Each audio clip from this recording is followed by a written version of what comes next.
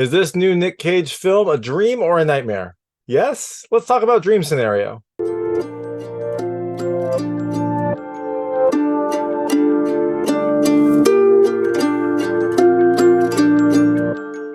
Hey everyone, it's David Stark from Watch Your Past. Today I'm here to talk to you about Dream Scenario, which is coming to limited theaters on November 10th, 2023, and then to a wider release, which includes DC on November 17th, 2023. It is a new kind of dark comedy drama that has a little bit of horror in it, film that stars Nic Cage in this very, very strange scenario, a dream scenario, or is it a nightmare? Well, we'll find out soon, but my hot take is, look, I think you should watch it. It is just a strange film that is both a dream and a nightmare. It has an interesting premise, a really, really strange story, but one that I enjoyed, and a wonderfully different performance by Nic Cage. It is not going to be for everyone. It is a fairly slow film. It is a weird film. It has Ari Aster as a producer, which should tell you something about the general feel of this movie. It is strange, but I enjoyed it. So I'm going to tell you a little more about the film, a few things I liked, a few things I didn't like, and then really quickly go into the ending. So as you can imagine, there'll be spoilers in the ending section. If you don't want to know what happens in this movie, I would turn it off when I get there. Before that, I'll keep it vague. I'll keep it spoiler free, and I'll let you know when I get to those spoilers.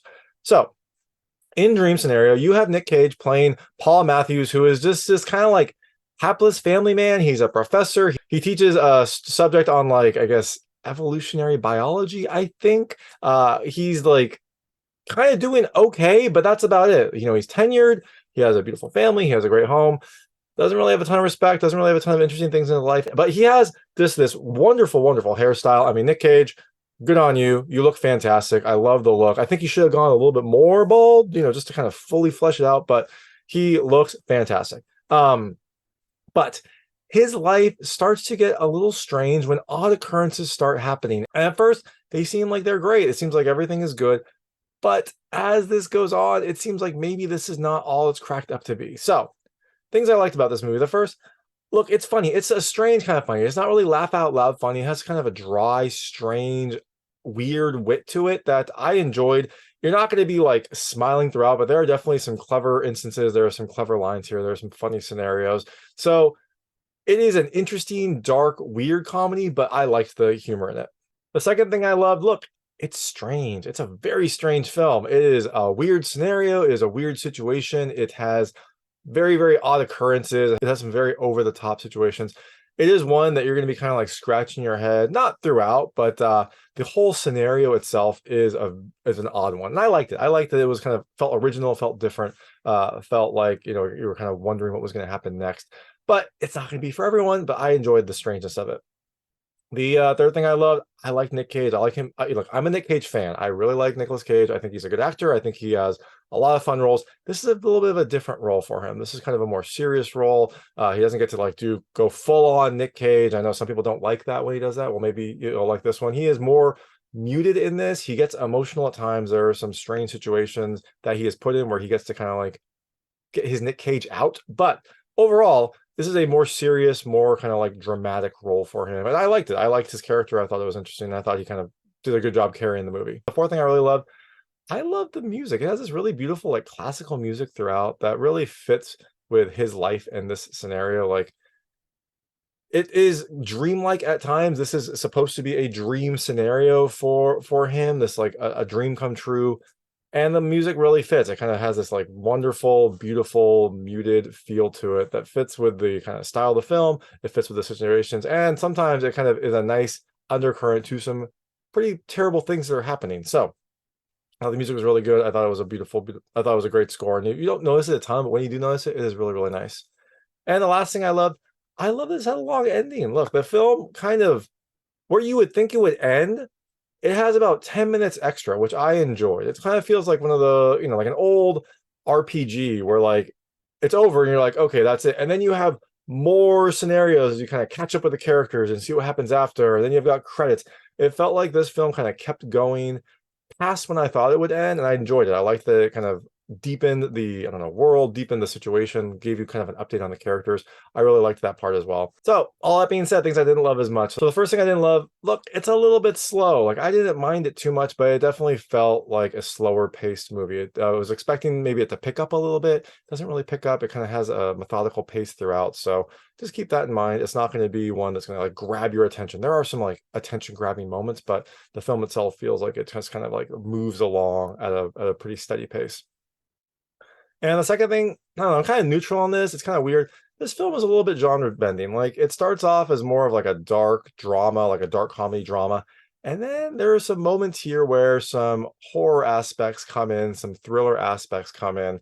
And if you're not expecting it, it's going to be kind of a shock because there are some fairly intense horror looking moments here. I liked it. Look, I liked that there was some horror here, but just keep that in mind. Like this film doesn't really kind of fall into a specific genre. It kind of bends a few of them. So just kind of, if you're not ready for some gory scenes, then you might not like this movie. So that being said, Dream Scenario comes out on November 10th, 2023 in limited theaters, and then November 17th, 2023 on a wider release.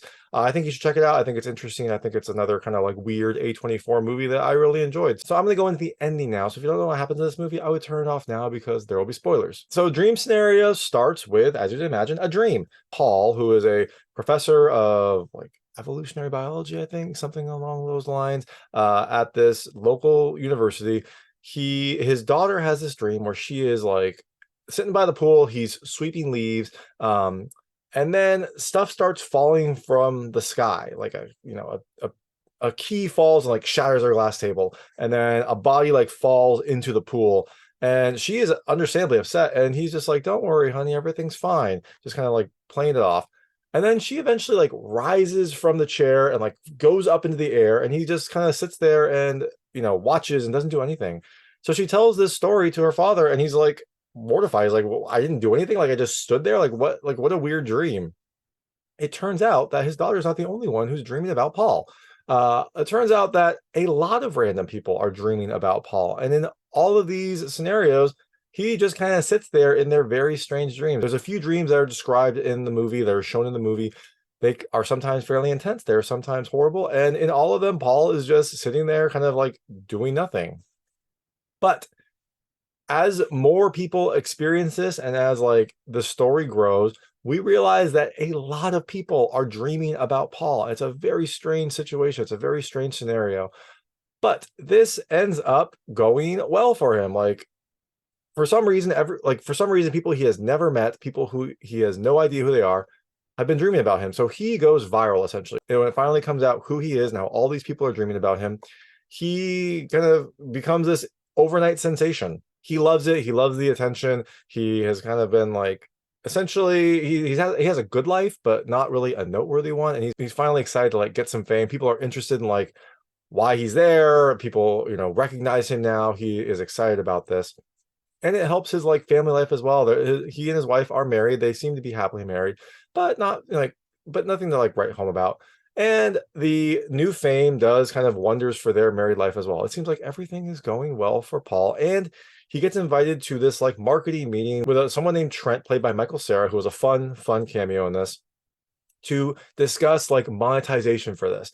They want to use him in advertisements, say like, one of the things they throw out is like, hey, Sprite could tweet a picture of you out every night and be like, sweet dreams, hope you dream about Sprite. And the idea being that maybe people will then dream about Paul with Sprite in their dreams, and that's like a new way to market.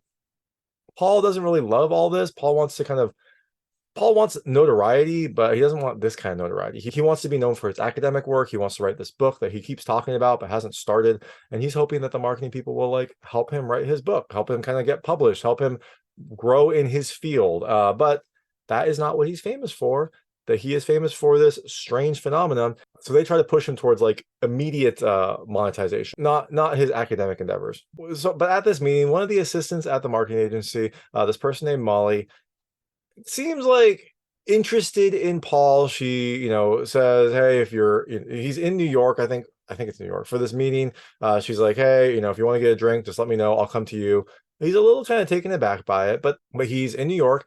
He is by himself. He has some fears about his wife having an affair, and so he decides, you know what? I'll just go for it. I will go out and drink. I'll go out and have a drink with Molly. Who, what's the worst that could happen? Well, when they go out for a drink, she tells him that her dreams with Paul are a little bit more vivid than other people. It seems like all the other dreams are he just stands there. In Molly's dream, Paul kind of comes into her house and just like blows her mind. They have like mind-blowing sex, and she seems very, very excited about this. Now, Paul and her have some more drinks, and she just asks him to come over to like recreate this as much as he wants. She doesn't like push him to do too much, but she just like wants this scenario that has been in her dreams and that she's been, I guess, fantasizing about to kind of turn into reality. Well, it is very funny because the dream version of Paul is like assertive and, dominant, and the reality version of Paul is very kind of meek, timid, and awkward. And so they do this whole thing.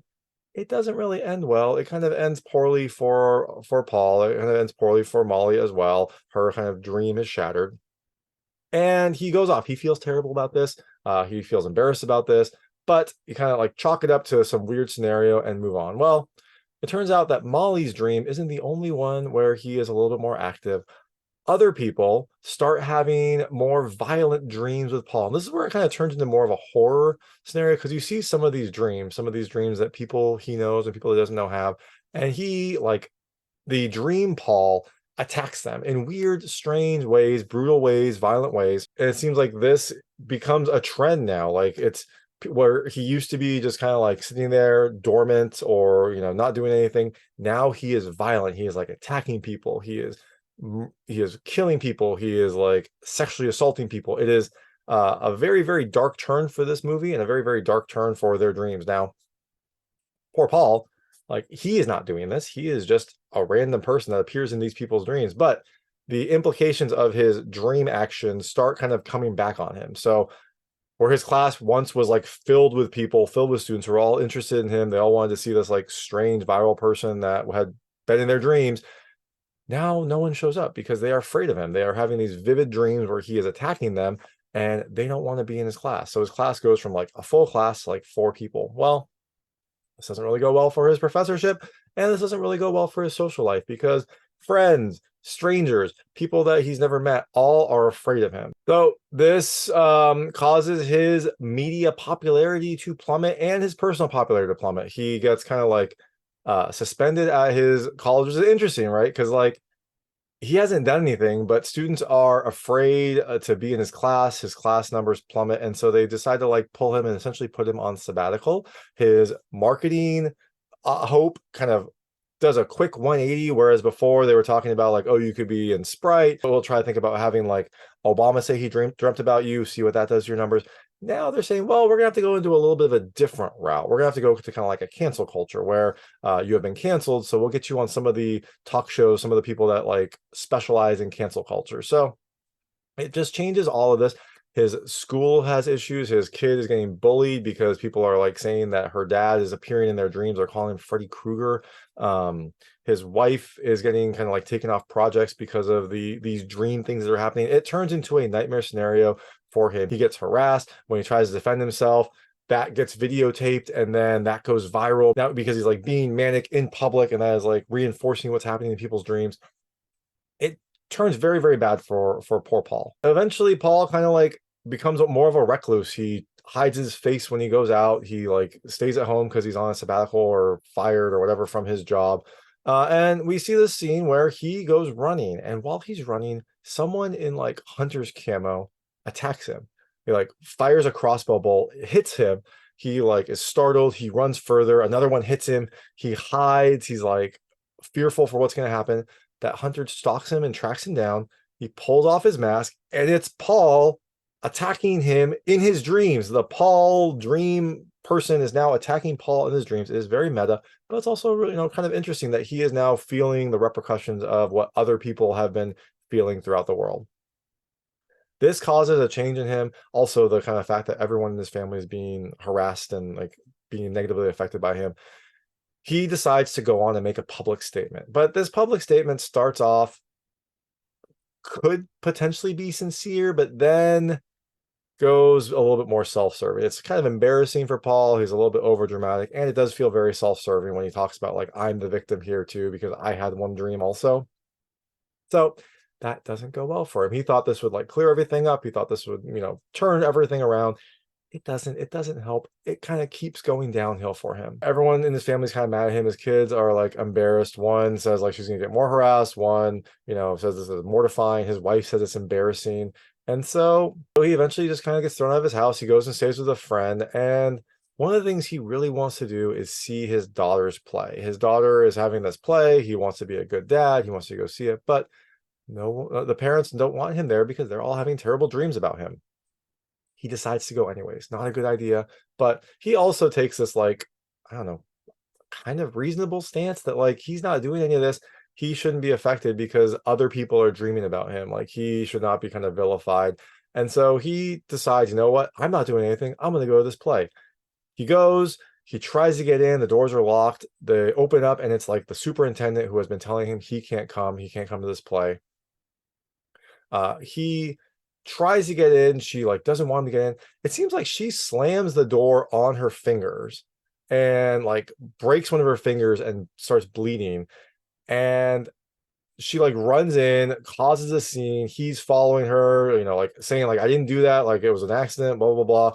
She's like, oh, Paul attacked me, he like broke my finger. It turns into this big scene. Everyone is like watching. I assume it's recorded because there's probably a lot of recording going on at this play.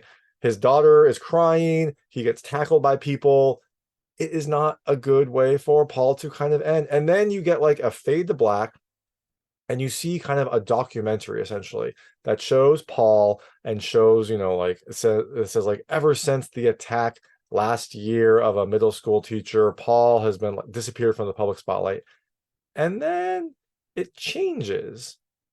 It starts talking about how he was an average man, a cultural sensation, a dream turned into a nightmare. It looks like it's kind of a documentary, but then they say like, from this, something new was born. And then you find out that this is actually an ad for this thing called Dreamfluencers. There is this new device that can like go on your wrist, and through it, you can like access other people's dreams and people can access yours. And the idea is that these Dreamfluencers will like go into your dream and market to you while you're dreaming. So you're sleeping and they're like, tell you about new products, tell you about cool stuff. There seem to be some interesting things about this as well. Like you can go into someone's dream. That's pretty cool. But as with everything that's cool, it seems like there might also be a dark side to this. Like, do you want to be marketed to while you're asleep? Probably not. But someone is figuring this out. Someone is figuring out how to do this. And so they are creating this new market to market products while you're asleep. And it's interesting. It feels like a very kind of like tech influencers type video with a lot of like high concepts, a lot of like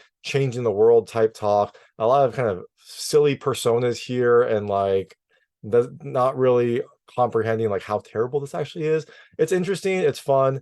And then I expected that to be like the end, right? But no, it keeps going. So then you see Paul like buying a new house. So he essentially was thrown out of his house. He's buying a new house with his kids.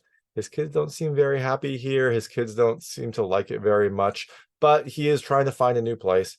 And it seems like he is trying to navigate this new world that he's in. He drops his kids back off. He asks about this person he thought his wife was having an affair with. They're kind of like non-committal about it, and then they like leave quickly.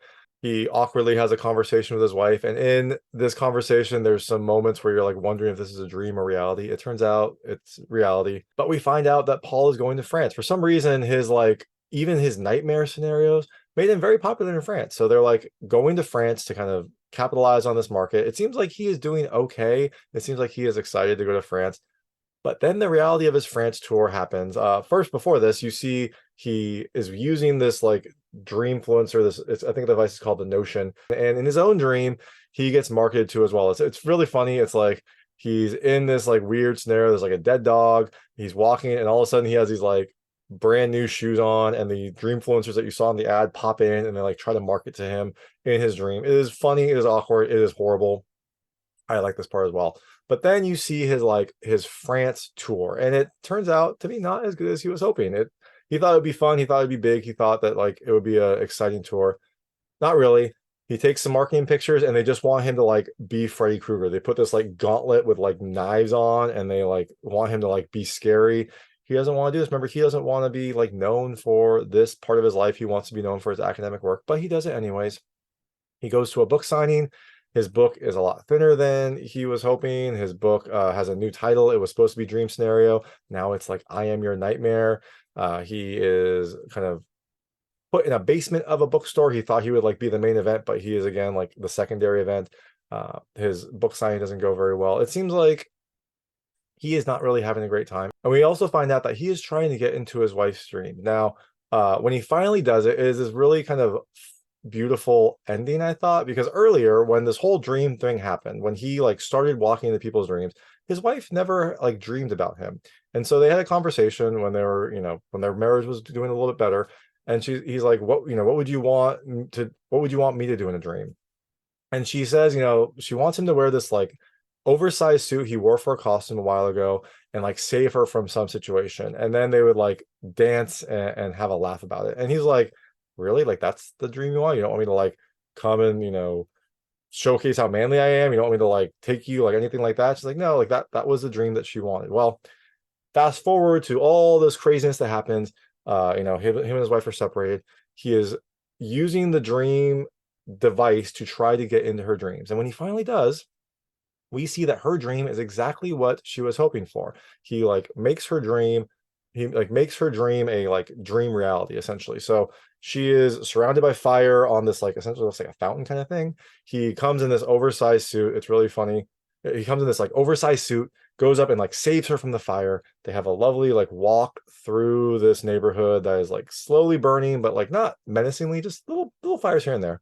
Then they have a beautiful dance. It's fun. They're smiling. It's exactly the dream that she wanted. He like leans into her and says, I wish this was real.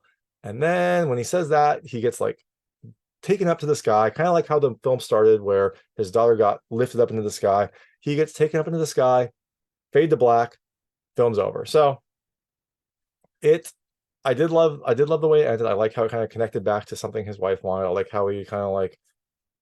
how he is trying to mend that relationship. It probably is not going to, but he is trying.